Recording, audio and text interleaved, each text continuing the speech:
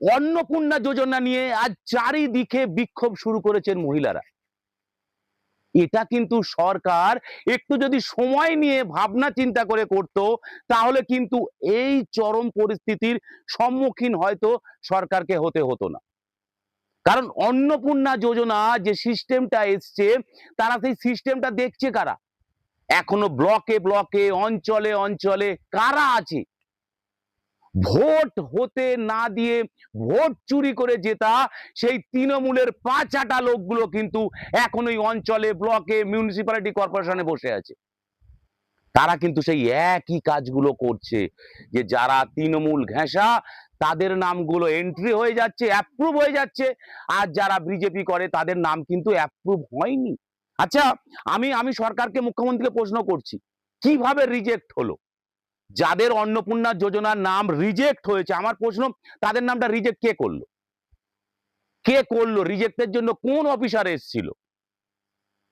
কোন সরকারি দপ্তর থেকে অফিসার এসে পাড়ায় পাড়ায় ঘুরে তার বাড়ির পরিস্থিতি, তার পরিস্থিতি দেখে ভেরিফাই করে কি রিজেক্ট হয়েছে? নাকি কেউ বসে বসে কম্পিউটারে যে যার ইচ্ছা মতো নাম রিজেক্ট করেছে, যে যার ইচ্ছা মতো নাম অ্যাপ্রুভ করেছে? আমার এটাই সরকারের কাছে প্রশ্ন। কারণ আমি নিজে দেখিনি যে আমার এলাকায় অন্নপূর্ণা যোজনার জন্য কোনো বাড়ি বাড়ি ভেরিফাই হয়েছে।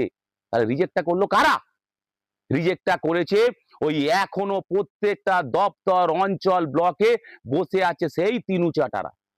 সেই জন্য উপযুক্ত গরিব মানুষরা আজও পায়নি, কিন্তু যাওয়ার পাওয়ার যোগ্য নয়, তারা কিন্তু অন্নপূর্ণা যোজনার সুবিধা পেতে শুরু করে দিয়েছে।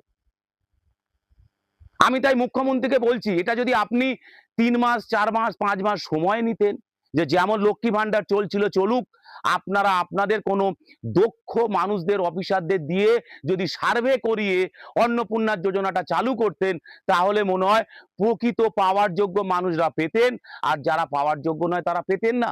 তাহলে আজকে জায়গায় জায়গায়, জেলায় জেলায় যে অশান্তিটা হচ্ছে, সেই অশান্তিটা হয়তো এড়ানো যেত।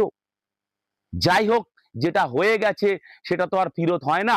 আমি মুখ্যমন্ত্রীকে অনুরোধ করব, দেখবেন আমি নিজে দেখেছি আমার এলাকাতে বা বিভিন্ন এলাকাতে যারা প্রকৃত পাওয়ার যোগ্য অন্নপূর্ণা যোজনা, তাদের নাম কিন্তু রিজেক্ট হয়ে গেছে, আর যারা পাওয়ার যোগ্য নয় তারা অ্যাপ্রুভ হয়ে গেছে। তো আপনাকে বলবো, স্পেশাল ভাবে আবার আপনি যাদের নাম রিজেক্ট হয়ে গেছে অন্নপূর্ণা যোজনায়, তারা যদি প্রকৃত পাওয়ার যোগ্য হয়, তাদেরকে আবার আপনি একটা কোনো অ্যাপ্লিকেশন করান, যে ভুলগুলো হয়েছে সেই ভুলগুলো সংশোধন করান, এবং আপনি আপনি জেলায় জেলায় অফিসার পাঠান, কারা এই অ্যাপ্রুভ গুলো করে ভুলভাল অ্যাপ্রুভ গুলো করেছে, তাদের জন্য আপনি আইনি ব্যবস্থা নিন, যাতে যারা এই বদমাইশিগুলো করেছে অঞ্চলে বসে বা ব্লকে বসে, তাদের বিরুদ্ধে আপনি কড়া শাস্তি ব্যবস্থা করুন। এবং আর একটা প্রসেস করুন, যাতে ঠিকভাবে কোনো সরকারি দপ্তর ভেরিফাই করে যারা উপযুক্ত পাওয়ার যোগ্য বাট তাদের নাম রিজেক্ট হয়ে গেছে, তাদের যাতে আবারও নাম নথিভুক্ত করা যায়, সেই ব্যবস্থাটা দেখবেন। কারণ মুখ্যমন্ত্রী, আমি জানি আপনি গরিবদের পাশে থাকার জন্য এই যোজনাটা দিয়েছেন, কিন্তু প্রকৃত গরিবদের যদি নামই কেটে যায়, তাহলে এই সুবিধাটা কি জন্য হলো? যারা পাওয়ার যোগ্য নয় তারা যদি পায়, তাহলে তো আবার সেই প্রকল্পটা বিফলে চলে গেল।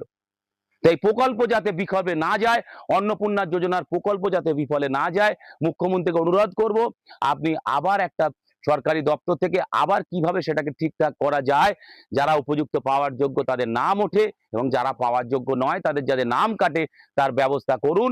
এবং সরকারি দপ্তর থেকে কড়া ব্যবস্থা নিন, কারা এই অপরাধটা করে উপযুক্ত মানুষদের নামটা কেটেছে। এটা আপনাদের কাছে আমার দাবি নয়, এটা পশ্চিমবঙ্গের গরিব মহিলাদের দাবি, যারা উপযুক্ত হয়ে নাম পায়নি। এই দাবিটা আশা করি আপনি রাখবেন, এটাই আপনার কাছে আমার অনুরোধ। জয় হিন্দ, ভারত মাতা কি জয়।